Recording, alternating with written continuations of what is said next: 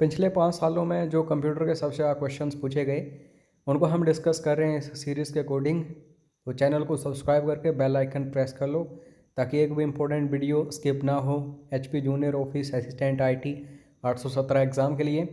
और हर एक क्वेश्चन का खुद आंसर करिए वीडियो को पॉज करके। पहला क्वेश्चन है जो कि HTML से रिलेटेड है, तो टॉपिक्स भी साथ में एनालाइज किया करो। जैसे ही वीडियो वहाँ पे समाप्त हो जाए तो कहीं पे आप इन टॉपिक्स को अच्छे से फाइंड आउट करो, चाहे आपके पास कोई बुक हो या फिर इंटरनेट के ऊपर। विच of the following is not a type of HTML pages. तो इसका सही आंसर होगा दोस्तों नॉर्मल। बोला जा रहा है कि इनमें से HTML पेजेस का प्रकार कौन सा नहीं है। तो ध्यान दीजिए, स्टैटिक भी होते हैं, डायनामिक भी होते हैं, डायरेक्टरी लिस्टिंग भी होते हैं, नॉर्मल नहीं होते। अब HTML के बारे में आपको पता होना चाहिए। इसकी फुल फॉर्म पूछी जाती है हाइपर टेक्स्ट मार्कअप लैंग्वेज, और टिम बर्नर्स-ली को इसका डिज़ाइनर बोला जाता है। तो वेब पेजेस के काम आता है HTML जो लैंग्वेज होती है डिज़ाइन करने के। और फर्स्ट पेज जो होता है किसी वेबसाइट का उसको दोस्तों होम पेज बोलते हैं। उसके बाद कोड रेड इज़ आ। तो कोड रेड क्या है दोस्तों? ये एक वॉर्म है, ये वायरस की तरह ही होता है। वॉर्म जो होता है ये भी सेल्फ रेप्लिकेटेड होता है, यानी कि अपनी कॉपीज़ बनाता है और सिस्टम को क्रैश कर देता है। तो एक तो वायरसेस आपको पढ़ने हैं, vital information resources under seize इसकी फुल फॉर्म है। और फर्स्ट नॉन वायरस कौन सा था? तो क्रीपर था, ठीक है। और इंडिया में ब्रेन। क्वेश्चन किसी भी तरीके से पूछा जा सकता है। उसके बाद नेक्स्ट क्वेश्चन की तरफ बढ़ते हैं। The common name for the crime of stealing passwords.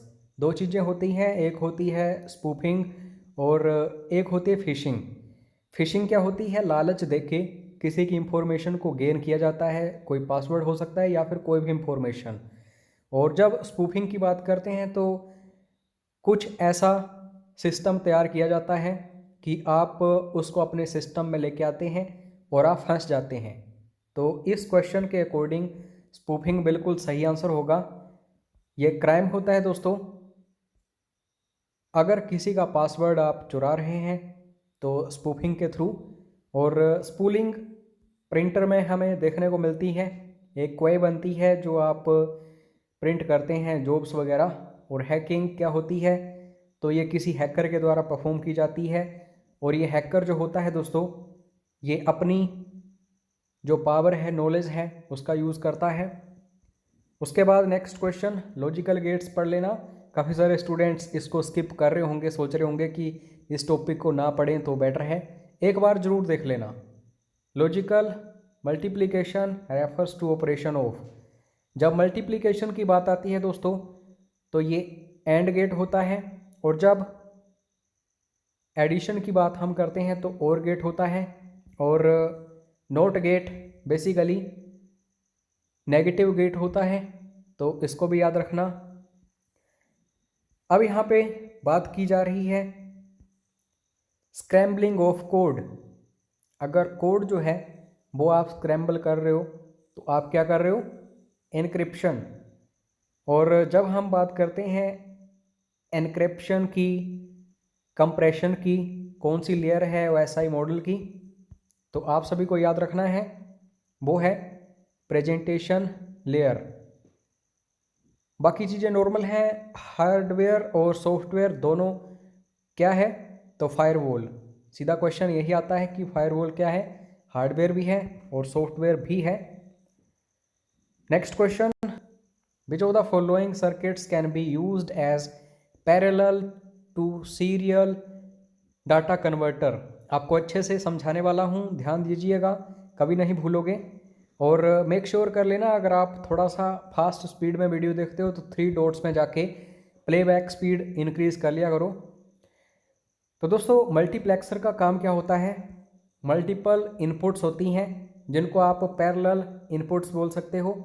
और सपोज करो ये है मल्टीप्लेक्सर, तो ये सिंगल एक आउटपुट में उसको कन्वर्ट कर देता है। यानी कि पैरेलली कोई डाटा आ रहा है तो उसको सीरियली आगे भेजेगा। अगर 8 बिट्स में कोई डाटा आ रहा है, नॉर्मली हम रेफ़र करते हैं पैरेलल डाटा को 8 बिट्स में, तो 1 बिट में उसको कन्वर्ट कर देता है। तो ये काम होता है किसका? मल्टीप्लेक्सर का। इसका उल्टा करना हो, क्या करना है? सिंगल आ रहा है, सीरियली आ रहा है, उसको पैरेलली भेजना है आगे। तो डी मल्टीप्लेक्सर का ये काम होता है। और एडर का आपको पता ही है, ऐड करने का काम होता है। डिकोडर का डिकोडिंग का काम होता है। उसके बाद नेक्स्ट है data can be changed from spatial code to temporal code by using. Spatial code होते हैं कुछ एक, तो उनको सिंपल से टेम्पोरल कोड्स में क्या करना है? कन्वर्ट करना है, चेंज करना है। तो शिफ्ट रजिस्टर्स का आप यूज़ करते हो। एक बार मेक श्योर कर लेना रजिस्टर्स आपने पढ़े हैं या नहीं। अगर अच्छे से पढ़े हैं तो कमेंट करके बताइए। नेक्स्ट इंफॉर्मेशन जो इंस्ट्रक्शन जो एग्जीक्यूट होनी है उसका एड्रेस कौन सा रजिस्टर अपने पास रखता है, अभी कमेंट करके बताइए इसका आंसर। उसके बाद ये क्वेश्चन थोड़ा सा मैं बोलूँगा कि हमीरपुर बोर्ड ने गड़बड़ की है। Compilers translates the source code to. अब ये सोर्स कोड क्या होता है, ये सबसे पहले आपको पता होना चाहिए। तो सोर्स कोड वो होता है जो हम प्रोग्रामिंग या फिर कोडिंग करके तैयार करते हैं। सी लैंग्वेज का कोई प्रोग्राम हो सकता है, अदर किसी लैंग्वेज का प्रोग्राम हो सकता है, इनफैक्ट असेंबली लैंग्वेज का भी प्रोग्राम हो सकता है ये। तो मशीन कोड क्या होता है? 0 और 1 की फॉर्म मशीन कोड हो गया, बाइनरी। तो सेम बाइनरी कोड भी यही हो गया। अब यहाँ पे एग्जीक्यूटेबल कोड क्या होता है? तो दोस्तों ये ऐसा कोड होता है जो बिल्कुल तैयार होता है कंपाइलेशन के लिए, यानी कि रन करने के लिए। लेकिन इसको किसकी ज़रूरत होती है? लिंकर की ज़रूरत होती है। जब तक लिंक नहीं होगा ये जो भी एग्जीक्यूटेबल कोड है तब तक रन नहीं होगा। तो इस क्वेश्चन के अकॉर्डिंग सही आंसर होगा बोथ ए एंड बी, यानी कि मशीन कोड और बाइनरी कोड। हालांकि ये जो एग्जीक्यूटेबल कोड है ये भी इन दोनों के सेम ही है, ज़्यादा इसमें डिफरेंस नहीं है। तो इतना क्लोज नहीं पूछना चाहिए हमीरपुर बोर्ड को। नेक्स्ट क्वेश्चन है which of the following functions is or are performed by the parser.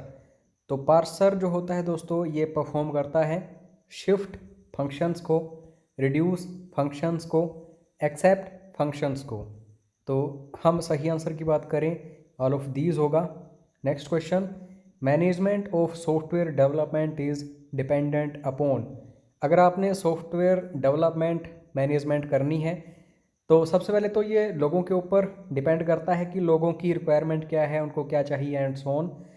फिर उसके बाद हम दोस्तों प्रोडक्ट बनाने की कोशिश करते हैं, फिर उसकी प्रोसेसिंग करते हैं, ठीक है, कि वो अच्छे से काम कर रहा है या नहीं। तो ऑल ऑफ दिस इसका बिल्कुल सही आंसर होगा। Next question the first step in the software development life cycle is. तो 6 स्टेप्स होते हैं, आगे मैं आपको बता रहा हूँ 6 कौन कौन से हैं। फर्स्ट पूछा गया है तो सबसे पहले तो रिक्वायरमेंट हम देखते हैं, उसको इकट्ठा करते हैं कि कोई भी हमारा क्लाइंट जो है उसको अगर कोई सॉफ्टवेयर चाहिए तो उसकी रिक्वायरमेंट्स क्या क्या हैं। तो रिक्वायरमेंट गैदरिंग होगी। एनालिसिस मेन है, जब तक हम एनालिसिस नहीं करेंगे तब तक कुछ भी नहीं हो सकता, कोई सॉफ्टवेयर डेवलप नहीं हो सकता। तो डी ऑप्शन इसका बिल्कुल सही होगा। अब फटाफट से उन सभी स्टेजेस को देख लेते हैं। तो यहाँ पे ध्यान दीजिए, सबसे पहले हम एनालिसिस करते हैं। जैसे एनालिसिस हो गई कि हमारा जो कस्टमर है उसको किस तरीके का सॉफ्टवेयर चाहिए, हम दोस्तों डिज़ाइन के ऊपर फोकस करते हैं, डिज़ाइन बनाते हैं, ठीक है। जैसे डिज़ाइन बन गया हम उसकी इम्प्लीमेंटेशन करना चाहते हैं। अगर इम्प्लीमेंटेशन करेंगे तो उसमें काफ़ी चीज़ें होंगी, टेस्टिंग होगी एंड सो ऑन। तो ये अलग चीज़ें हैं, ज़्यादा ब्रीफली हम नहीं जाएंगे, ज़्यादा उसकी अंदर तक तह तक नहीं जाएंगे। क्वालिटी एश्योरेंस, क्वालिटी का विश्वास हम दिलाते हैं। उसके बाद डिप्लॉयमेंट करते हैं, यानी कि सब कुछ हो गया, हमारा सिस्टम तैयार हो गया, सॉफ्टवेयर तैयार हो गया, तो इसको हम तैनात करते हैं जिस भी पर्पस के लिए उसको बनाया गया है। और ऐसा नहीं कि हमारा कोई सॉफ्टवेयर तैयार हो गया, हमने कस्टमर को दे दिया तो इतना ही काम था हमारा, हम उसको सपोर्ट और मेंटेनेंस भी देते हैं। सपोज़ करिए कि अगर हमने किसी का सॉफ्टवेयर बनवाया तो कम से कम हम 1 साल के लिए या फिर 6 महीने के लिए उसको सपोर्ट देंगे और मेंटेनेंस भी करेंगे उसकी, अगर वो अपडेशन करना चाहता है कुछ हैंड्स ऑन, तो ये चीज़ें भी हमें देखनी पड़ती हैं। तो ये अच्छे से देख लेना, 6 स्टेप्स इंपॉर्टेंट हैं, यहीं से क्वेश्चंस बनते हैं। सीधा क्वेश्चन आ सकता है कि लास्ट स्टेप कौन सा है, तो सपोर्ट और मेंटेनेंस आपको याद रखना है। उसके बाद नेक्स्ट क्वेश्चन है, which of the following is the step of physical design in software design model. तो सॉफ्टवेयर डिज़ाइन मॉडल हमने देखा, ठीक है। ये दोस्तों दूसरी स्टेज है, दूसरा स्टेप है। तो इसमें जब हम फिजिकल डिज़ाइन की बात करते हैं तो सबसे पहले डाटा जो है उसको डिज़ाइन करते हैं, प्रोसेस को डिज़ाइन करते हैं, और जो यूजर इंटरफेस बनता है, क्योंकि आजकल यूज़र इंटरफेस काफ़ी इंपॉर्टेंट बन चुका है। जैसे ही ग्राफिकल यूज़र इंटरफेस आया है मार्केट में, तो ये भी दोस्तों फिजिकल डिज़ाइन में ही आता है। तो यहाँ पे डी ऑप्शन बिल्कुल सही होगा, डाटा डिज़ाइन भी, प्रोसेस डिज़ाइन भी, यूज़र इंटरफेस डिज़ाइन भी। Root of class and object oriented language is. Class और ऑब्जेक्ट ओरिएंटेड, इसकी रूट अगर हम बात करते हैं कि कहाँ से ये चीज़ें निकल के सामने आई हैं, तो प्रोग्रामिंग लैंग्वेज है सिमुला, ये याद रखना, इम्पोर्टेंट प्रोग्रामिंग लैंग्वेज है ये। सी प्लस प्लस आपको पता ही है, जावा भी आपको पता ही है। अगर असली या फिर रियल ऑब्जेक्ट ओरिएंटेड लैंग्वेज की हम बात करेंगे तो ये जावा होगी। उसके बाद सी प्लस प्लस की बात करूं, बाजार ने स्ट्राउड ने इसको डिज़ाइन किया था।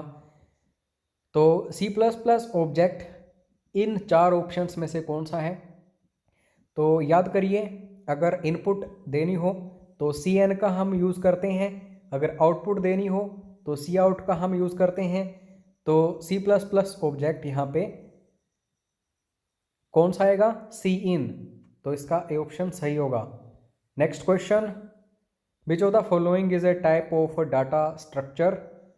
तो डाटा जो है बेसिकली 2 टाइप्स का होता है, एक लीनियर होता है और एक होता है नॉन लीनियर, तो इसका सी ऑप्शन सही होगा। Next question, which data structure is needed to convert infix notation to postfix notation. दोस्तों आपने काफ़ी पढ़ा होगा इसके बारे में, बेसिकली इसको स्टैक बोलते हैं। स्टैक में क्या होता है, लास्ट इन फर्स्ट आउट। अगर यहाँ पे कोई डाटा भरा हुआ है तो ऑब्वियसली सबसे लास्ट में जो आया होगा उसको निकालना पड़ेगा, फिर उसके बाद और लास्ट में सबसे पहले वाला, तो ये स्टैक ही होता है। ये एक डाटा स्ट्रक्चर है, ठीक है। तो ये दोस्तों इनफिक्स नोटेशन को पोस्टफिक्स नोटेशन में कन्वर्ट करता है। उसके बाद सबसे बेसिक सा क्वेश्चन, कंप्यूटर, यहीं से दोस्तों कंप्यूटर टर्म निकल के सामने आई है। तो ये किस लैंग्वेज से आया है, ये क्वेश्चन बन जाता है, तो लैटिन लैंग्वेज आपको याद रखनी है। कंप्यूटर सिस्टम में क्या क्या होता है, तो सबसे पहली बात हार्डवेयर। जब तक हार्डवेयर नहीं होगा तब तक ना इनपुट डिवाइसेस होंगी ना आउटपुट डिवाइसेस होंगी, तो ये इम्पोर्टेंट है। सॉफ्टवेयर, अगर इंटरेक्शन करनी है सिस्टम के साथ तो सॉफ्टवेयर बहुत ही इंपॉर्टेंट चीज़ है। और पेरिफेरल डिवाइसेस जो हैं ये सारी की सारी, जैसे कि कीबोर्ड हो गया, माउस हो गया, ये भी आज के टाइम में काफ़ी इंपॉर्टेंट हैं। तो ऑल ऑफ दिस इसका बिल्कुल सही आंसर होगा।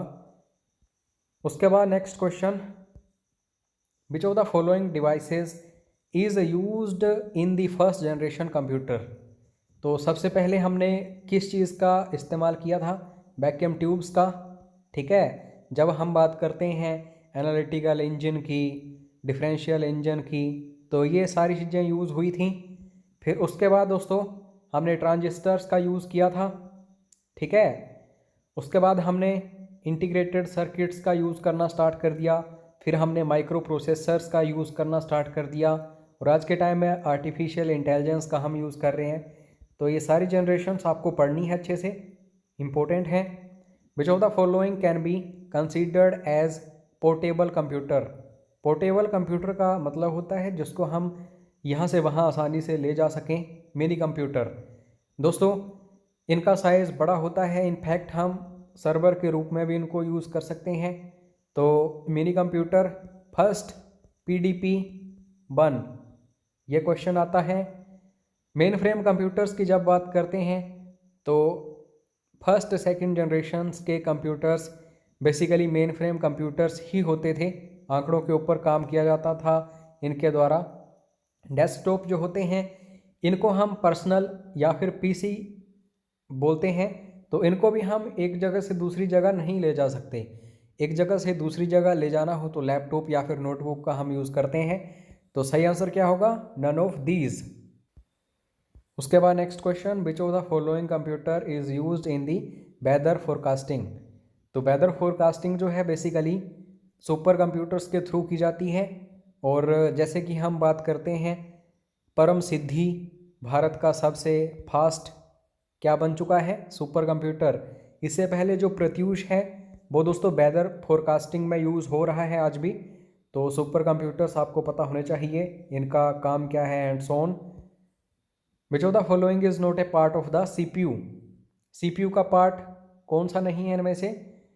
तो बेसिकली कंट्रोल यूनिट और ALU ये तो दो मेन है, लेकिन दोस्तों स्टोरेज यूनिट भी इम्पोर्टेंट है। तो अगर क्वेश्चन के आंसर के अकॉर्डिंग बात करें तो प्रोग्राम यूनिट पार्ट नहीं है CPU का, central processing unit. Next question, last question है आज के इस वीडियो का। Micro processors can be use to make. Micro processors का यूज़ हम किस लिए करते हैं? कंप्यूटर्स के लिए भी, कैलकुलेटर्स के लिए भी, और डिजिटल सिस्टम्स जो भी होते हैं। तो ऑल ऑफ दीज बिल्कुल सही होगा। काफ़ी इंपॉर्टेंट PDF फाइल है, हमने इसको अच्छे से तैयार किया है विद आंसर्स। अगर आप परचेज़ करना चाहते हो तो व्हाट्सएप ज़रूर कर लीजिएगा, ठीक है। अभी तक फीस कम ही है, जल्द ही इंक्रीज़ हो जाएगी। और फ्री ऑफ कॉस्ट चाहते हैं तो बेल आइकन प्रेस कर लेना, चैनल को सब्सक्राइब कर लेना, क्योंकि डेली वीडियोस मिल रहे हैं ऐसे इंपॉर्टेंट। जय हिंद, जय हिमाचल।